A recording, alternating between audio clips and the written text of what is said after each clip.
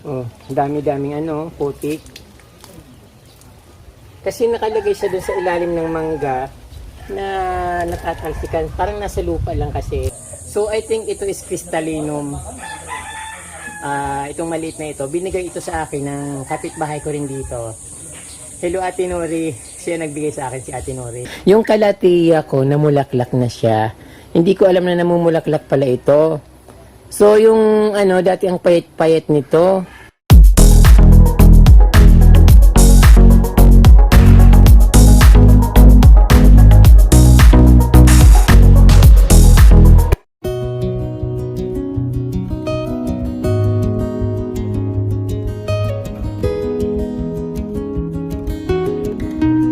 Dami-daming ano, putik.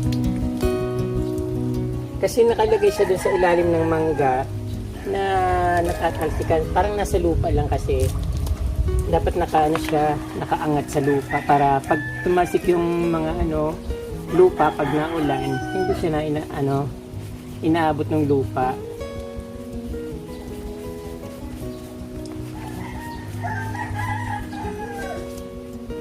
Sana wag naman malanta.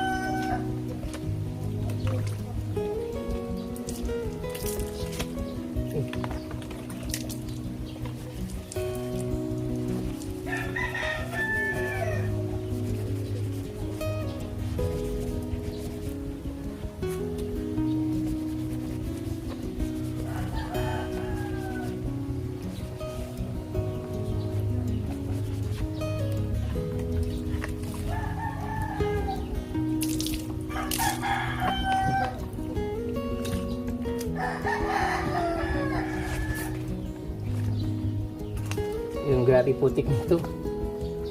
Ito, lamog na lamog sa biyahe. Pag kinakabahan niya ako, baka magkaputol-putol, pero hindi naman siya naputol. Hindi naman siya nagkapunit-punit.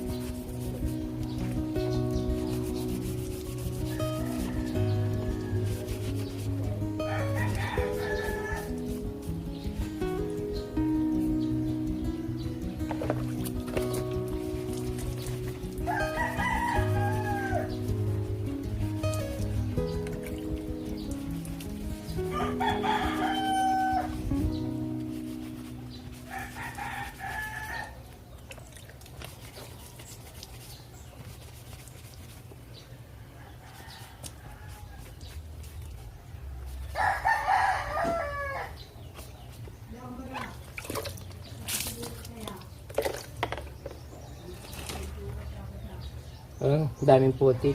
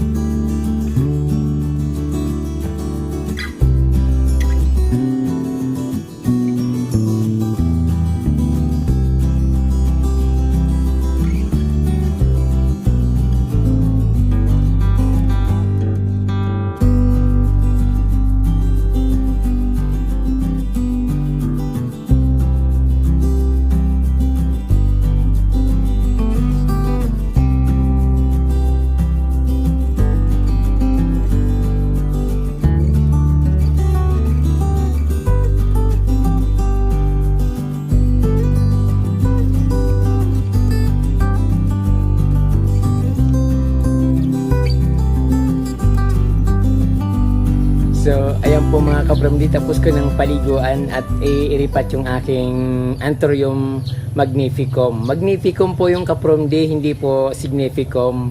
Kasi that time magre-research ako palagi ng Anthurium significum. Ang lumalabas ay Anthurium signification. Kaya hindi ko malaman kung ano ba yung klase yung magnificum. So ngayon kapromdi alam ko na, at sa mga kapromdi na chine-check yung aking sinasabi. So pasensya na po kasi talagang hindi po talaga ako familiar sa Anthurium. Pero yung halaman na yun ay palagi kong nakikita, hindi ko nga alam kung anong pangalan ng halaman yun pala Anthurium. So marami po pala silang varieties. So ngayon nang nandito sa aking garden, Anthurium magnificum, Anthurium crystallinum, saka po yung rainforest pala isa variety ng Anthurium. So mayroon din po akong rainforest Anthurium. Then yung very common sa atin na Andrenianum yata yun, Andrenianum. So ayun po yung una kong Anthurium dito na medyo malilit yung bulaklak na kulay pink or orange yun. So tapos ko na tapos ko na silang iripat at napaliguan. Then yung iba nilagay ko sa planggana, yung mga una. Then yung sa medyo malaking paso, kasi sabi nung binilang ko kung gusto ko raw na mas lumaki yung Anthurium magnificum, ilagay ko sa mas malaking paso, kaya nilagay ko sa mas malaking paso. So ayun ka from there. So dito ko siya nilagay sa sa tabi ng kubo, sa hindi masyadong nainitan. Ang init dito ay hanggang alas 10, alas 11. So pagkatapos noon, so wala na siyang init hanggang maghapon na. So ito yung rainforest ko. Marami na siyang dahon, medyo mataba siya. Then yung magnificum, Anthurium magnificum, dito ko siya nilagay. Ayan, magkatabi sila. Ayan, malaki na. So for 200 pesos, ayan po. Then ito yung crystallinum na magnificum. Binigay ito sa akin nung kapitbahay ko na plantita. Kay Manay Nori. Hello po Manay Nori. Ito na po yung binigay mo sa akin na Anthurium. Kaya ako na-identify na crystallinum siya dahil iba yung dahon niya dito sa magnificum. So yung tinitingnan pala yung ayun dito. Hindi ko kabisado di pasensya na po. Pero ito kasi binasihan ko yung dahon niya. So magkaiba siya, yung guhit-guhit yung stripe niya. Iba doon sa magnificum, kaya siguro 99% ito yung crystallinum. Ayun.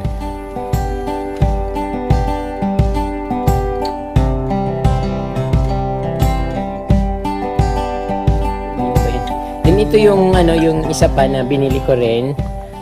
Kasi dalawa yon dito sa magkatabing magkahilira lang silang nilagyan ko.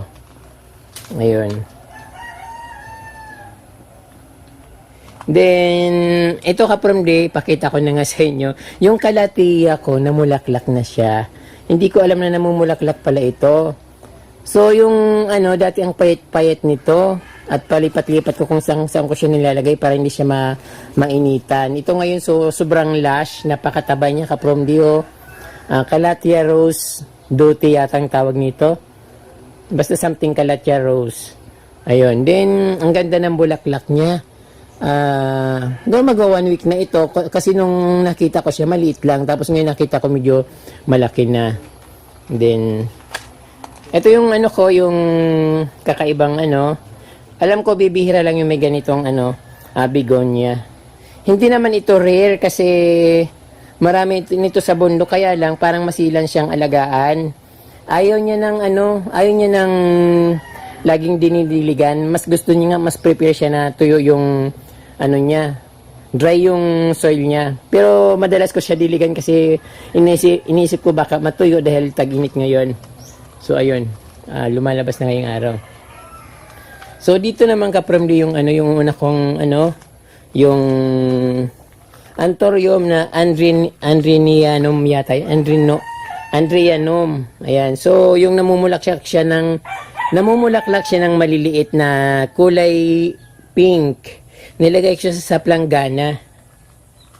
Yung planggana na hindi naman talaga paso yan. Naisip ko lang na mas maigi na lang sa planggana ko ilagay kasi mas malaki at mas mura kumpira sa paso na ganyang kalaki, halos mahigit 100. So yan, ano lang yata yan, parang 35 pesos or 25 pesos yung planggana na yun. So okay naman siya, at least maluwag yung kanyang bahay. Bahay talaga.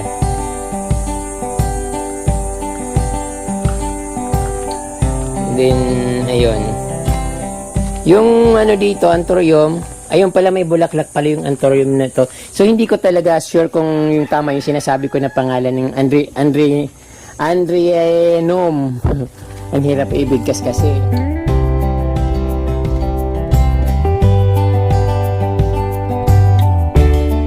Hindi ko alam kung bakit ganitong bulaklak niya, parang siling labuyo na malaki.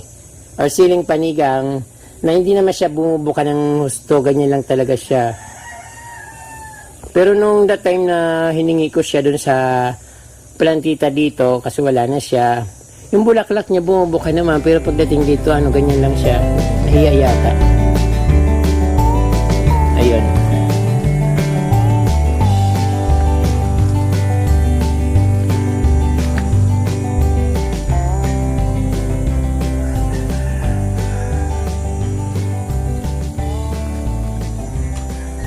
Shout out to J. Tiglao, Elaine Mantes from Faustino Calma of Valenzuela City, Ligia Dasa of Bogota, Colombia, Hula Amigo,